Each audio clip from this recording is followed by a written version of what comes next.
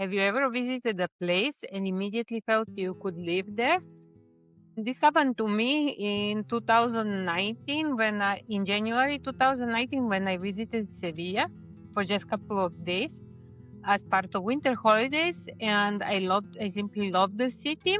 But I never thought that I would be living there, which happened almost by accident in a period between January and June 2023. And in this and the next episode of my vlog, I would like to tell you about things that I liked in this episode. And in the next one, I will continue with the things I liked, and then I will tell you also some in between and maybe downsides of living in Sevilla. But just stay with me because Sevilla is a beautiful city and there are so many things to be said about it.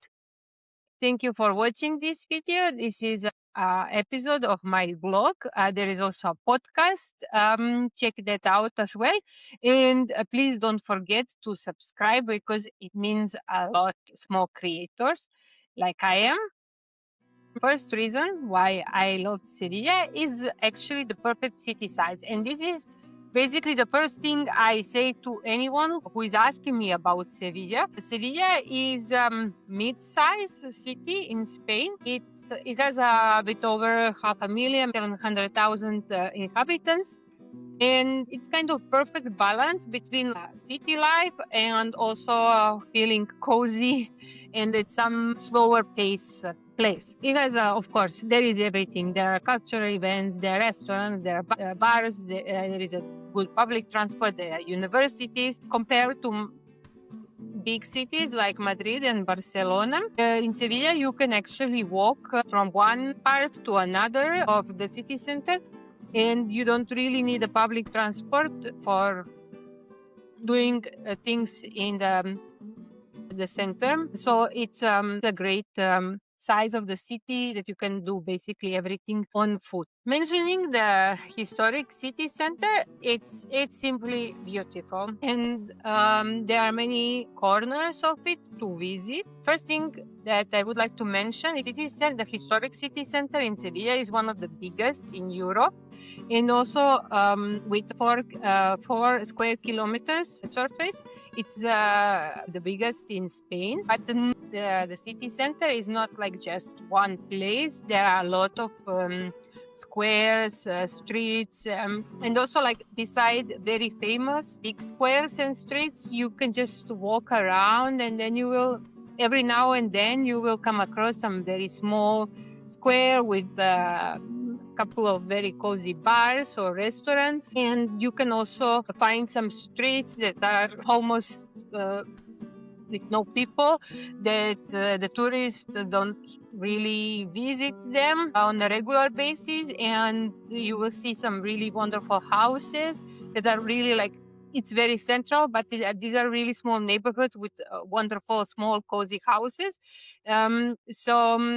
If you're going there, I would just recommend to walk and explore, beside, of course, seeing some really important landmarks of Sevilla, also to explore smaller streets and plazas. Some of the most important places and landmarks of Sevilla are the Cathedral of Sevilla, which its foundation was a 12th century mosque, but the cathedral itself was finished in the early 16th century. It's one of the UNESCO World Heritage Sites, and Real Alcazar, also one of the UNESCO World Heritage Places, with first foundations from the 10th century. So definitely one of the places you should not miss.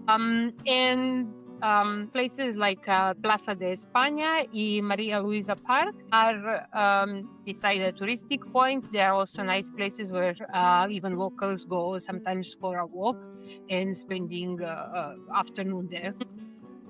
Plaza de España was built for Ibero-American Exposition of 1929.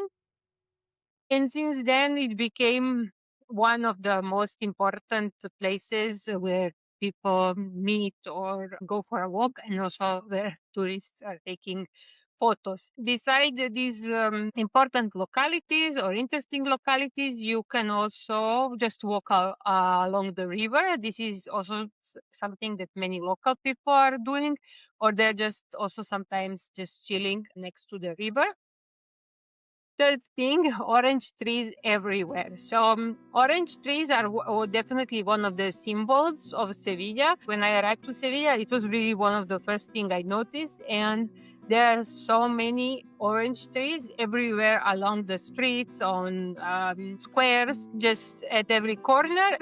And then, of course, there are different periods of the year when they are in blooms or when the oranges are the fruits are there. The spring is a period when you can, of course, see orange blossom, and you can also smell the cities smelling to the orange blossom. Important thing to know if you go there as a tourist or freshly arrived expat, what local people like to do is make some kind of a prank with people who don't know that these orange fruits are bitter oranges. So they would tell tourists to try them.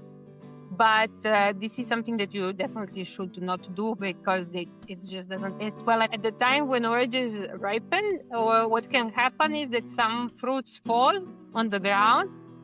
The site is not so nice because it's slippery, and yes, there are oranges on the floor everywhere. But usually city is trying to pick them up on time, even before they fall to the ground, and they sell them to make marmalade. Next, fourth point, the social atmosphere. Of course, Sevilla city has a very lively and very social atmosphere. People spend a lot of time outside. Bar, restaurant terraces are full. The squares are full. People are everywhere, especially when it's not too hot. And people also meet even quite late in the evening for some drinks or dinner. Compared to some other European cities, there is a much more street life. Even on ordinary weekdays and in the late evenings, a city feels very active. So it's just very enjoyable to walk around or sit outside somewhere. And speaking of that, the number 5, there is a great food and tapas culture. So as I said, there are a lot of bars and restaurants, and the food is just amazing. People in Andalusia are very proud of their food, and it's also very common that instead of ordering large portions, you just sit for some tapas or small portions to share, and then you order a couple of drinks and share some smaller bites. Some of the most famous dishes or tapas in Sevilla are spinach with chickpeas, Spanish tortilla. Also, one of the things you can find in Sevilla specifically is Spanish tortilla with albisque sauce, salmorejo, and of course different seafood and meat tapas, croquetas, flamenquín, gambas al ajillo, pescadito frito, boquerones en vinagre, and so on.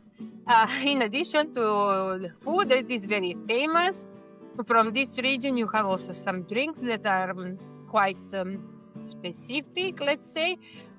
There is a sherry wine from Jerez. I personally love it. I love all these types of wine, manzanilla, fino, palo cortado, amontillado, oloroso, but people either love it or hate it. And I recommend everyone to try it and find your preference. There is orange wine, which is a sweet wine. And also from Vino de Jerez, especially young people, they make some kind of cocktails called rebujito.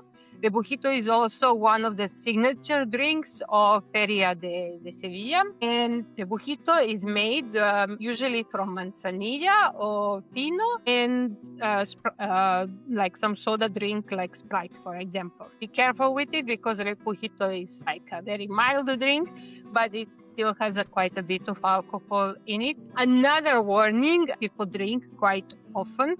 Never too much. If they go out, commonly they drink like beer or wine, but they drink for hours. So they spread just couple of alcoholic drinks in a period of several hours. They always eat something, at least these small tapas or bites. People are, it's just like that it's very common to drink alcohol, but it's only allowed to do it in bars and restaurants. So if you are going to the bar and has a terrace, you can drink at the terrace because it's allowed, but it's not allowed to drink on the street. And this is something that many tourists make a mistake because they see people are drinking alcohol here everywhere. It's allowed, but no, it's not allowed to drink on the street. In some places, they don't really implement this law, but it can happen that they decide to do so. So be careful because fines can be even several hundreds of euros. And what is, of course, very important is that even though the prices increased in the last couple of years, it's still quite affordable to eat in Sevilla outside in bars and restaurants compared to many European cities, and of course compared to, for example, Madrid or Barcelona. And to conclude, these were my 5 reasons why I like Sevilla. In the next episode, I will also name a couple of more reasons, but then I will also mention some in-between things and maybe some downsides of Sevilla. Share your experience. What do you think? Have you been to Sevilla? Have you lived there? What did you like? And I would just like to remind you once again to please subscribe, because you will stay updated about tips about expat life, about moving abroad. And I would also like to invite you to check out my social networks, other social networks that are in the description. And this was it. See you soon with the continuation of this story. Bye.